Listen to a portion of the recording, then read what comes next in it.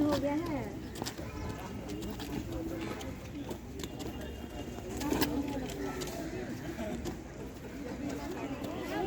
अभी सब थोड़ा टाइम है, यहीं पे खड़े खड़े रहिएगा सारे। ग्लो कर रहा है, इसका मतलब ये नहीं कि हंसी है।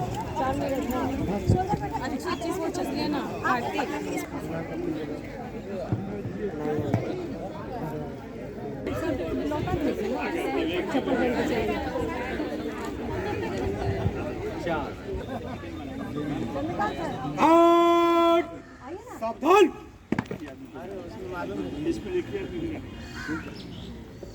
श्रीमान स्वतंत्रता दिवस के अवसर पर सलामी देने के लिए पार्टी तैयार है।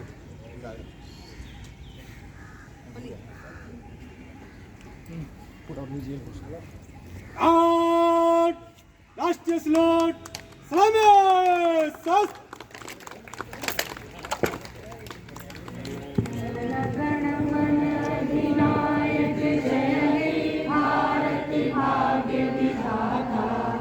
पंजाब सिंध गुजरात मराठा द्राविड़ उत्कल बंगा विंध्य हिमाचल यमुना गंगा उच्छल जलद तरंगा तब शुभ नामे जागे तब शुभ आशीष मांगे गाए तब जय गाथा जनगण मंगलदायक जय हे भारत भाग्य विधाता जय हे जय हे जय हे जय जय जय जय हे। भारत माता की जय भारत माता की जय वंदे मातरम वंदे मातरम। और बाजो शस्त्र। श्रीमान झंडा तोलन का कार्यवाही समाप्त हुई। आगे का आदेश।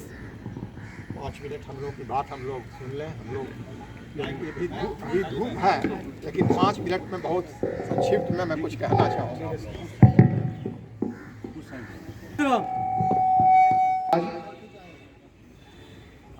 79वां स्वतंत्रता दिवस है और जिस जगह पे हम लोग खड़े हैं वो इतना पवित्र स्थल है जिसकी आप कल्पना नहीं कर सकते। आज से 107 वर्ष पहले से यहाँ झंडा फहराने का कार्यक्रम चल रहा है। आपको आश्चर्य होगा 107 वर्ष का मतलब, हम तो आज़ाद हुए 1947 में, लेकिन 107 वर्ष का मतलब 1921। सच्चाई यह है कि ये वो जगह है जहां पर आज़ादी की लड़ाई का हर प्लानिंग, हर योजना बनती थी और कार्यान्वयन हुआ करता था। और इसके पीछे लंबी कहानी है, उस कहानी को दोहराना जरूरी नहीं है, लेकिन मैं इतना कहना चाहूँगा कि हम सभी बहुत खुशकिस्मत हैं कि आज गांधी मैदान से भी ज़्यादा पवित्र ये जगह है, जहां गांधी मैदान में जिस वक्त झंडा फहराने की कोई परिकल्पना नहीं होती थी, उस वक्त भी यहाँ झंडा फहरता था। और 2 अवसरों पर अंग्रेज एसपी ने आकर यहाँ झंडे को उतारा और झंडे के साथ बहुत बदसलूकी की, और उसकी लंबी कहानी है। हम आज 15 अगस्त को और इसी प्रकार गणतंत्र दिवस से नहीं, हर 26 जनवरी को यहाँ आते हैं, मिलते हैं और झंडा फहराते हैं। लेकिन झंडा फहराने के पीछे खासकर यहाँ जो हमारे छोटे छोटे बच्चे हैं और जो किशोर हैं, किशोरियाँ हैं, उनको मैं एक मैसेज देना चाहता हूँ। हिंदुस्तान आज़ाद हुआ जिस वक्त, उसके पहले हिंदुस्तान में 2 बार अकाल पड़ा था, 1944 में और 1934 या 35 में। और स्थिति यह थी कि हम लोगों को खाना खाने के लिए अनाज नहीं मिलता था, और वैसे स्थिति में हम लोग आज़ाद हुए। और अंग्रेज लोगों ने हम लोगों को बहुत दगा दिया हर मामले में। हम लोगों को वो खाना नहीं देते थे, सारा सामान वो बाहर भेज देते थे। हमारे सामने जो इस सेना के अर्धसैनिक बल के जवान जो लोग हैं, उनको मैं ये कहना चाहता हूँ कि आज से 80 वर्ष पहले 1935 में विश्व युद्ध, द्वितीय विश्व सेकेंड वर्ल्ड वॉर हुआ था, और बिना हम लोगों के पूछ के सभी लोगों को झोंक दिया गया था, हमारे यहाँ के जवानों को, और सैकड़ों नहीं हजारों जवान हमारे उसमें शहीद हुए थे। लेकिन अंग्रेजों ने उस पर चिंता या उस पर कोई अफसोस जाहिर नहीं किया। तो आप समझ सकते हैं कि किस तरह की स्थिति में हम लोग थे उस वक्त, और जब आज़ाद हुए तो अब हम किस तरह की हवा में सांस लेते हैं। छोटी सी बात और मैं कहना चाहता हूं, और आप सभी अर्धसैनिक बल के जवानों के लिए, हम आज़ाद जब हुए तो पाकिस्तान ने बहुत बड़ा चाल चला। एक अच्छी भाषा में कह सकता हूं मैं, लेकिन वो बहुत गलत काम था। अपने मिलिट्री को उसने पठान सूट पहना करके सिविल ड्रेस में बंदूक, रिवॉल्वर, मशीन गन ये सब देकर के भेज दिया कश्मीर को जीतने के लिए। और कश्मीर जीतते हुए वो लोग चले आए करीब करीब श्रीनगर तक। जब श्रीनगर के पास पहुंच रहे थे तो उस वक्त के जो महाराजा हरि सिंह थे कश्मीर के, उनका दिमाग ठनका और उन्होंने नेहरू जी से कहा कि हमको बचाइए, त्राहिमाम का संदेश दिया। और हिंदुस्तान की सेना इत्तेफाक से, भगवान की कृपा से, हमारा श्रीनगर का जो एयरपोर्ट था वो बचा हुआ था, और वहाँ हम लोग की सेना उतरी, और उतरने के बाद सारे लोगों को भगाया गया। और भगाते भगाते भी जब 1/3 से कुछ कम बचा था तो यूएनओ में उसका युद्ध संधि हो गई। लंबी कहानी उसकी भी है, और आज भी वो हिसाब किताब बराबर नहीं हुआ। तो ये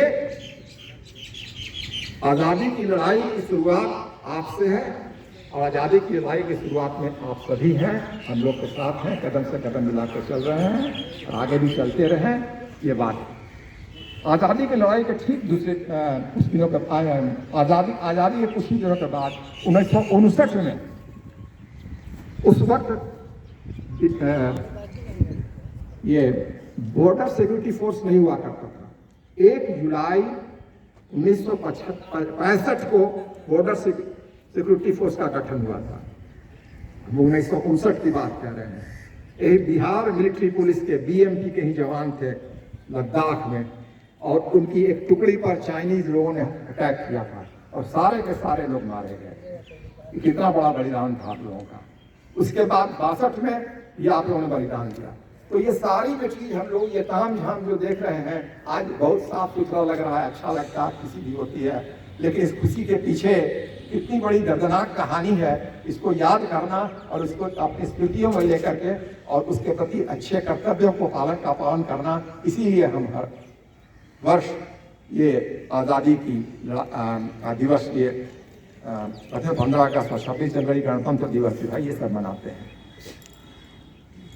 अंत में मैं ये कहना चाहूँगा कि आज़ादी के बाद करीब जो 78 वर्ष बीत गए, वो बर्बाद नहीं हुए।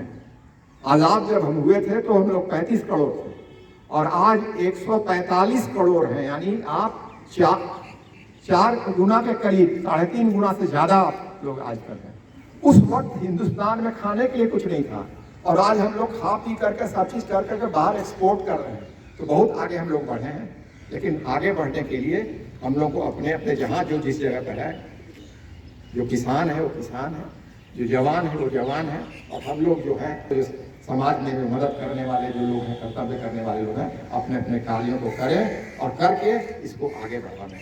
आज हमारे प्रधानमंत्री ने भी लाल किला से जो अपना भाषण दिया है उसमें बहुत सारी बातें कही हैं और उसका निचोड़ भी इसी तरह का है। तो आज के दिन आप सबों को एक बार पुनः बधाई देते हुए मैं अपनी बात समाप्त करता हूं और ये कहता हूं कि हर वर्ष इसी तरह से आएंगे स्वतंत्रता दिवस और गणतंत्र दिवस के मौके, लेकिन हर वर्ष हम अपने ओठों में मुस्कुराहट, आंखों में जोश और दिल में जज्बा लेकर के झंडे को सलामी दें। धन्यवाद।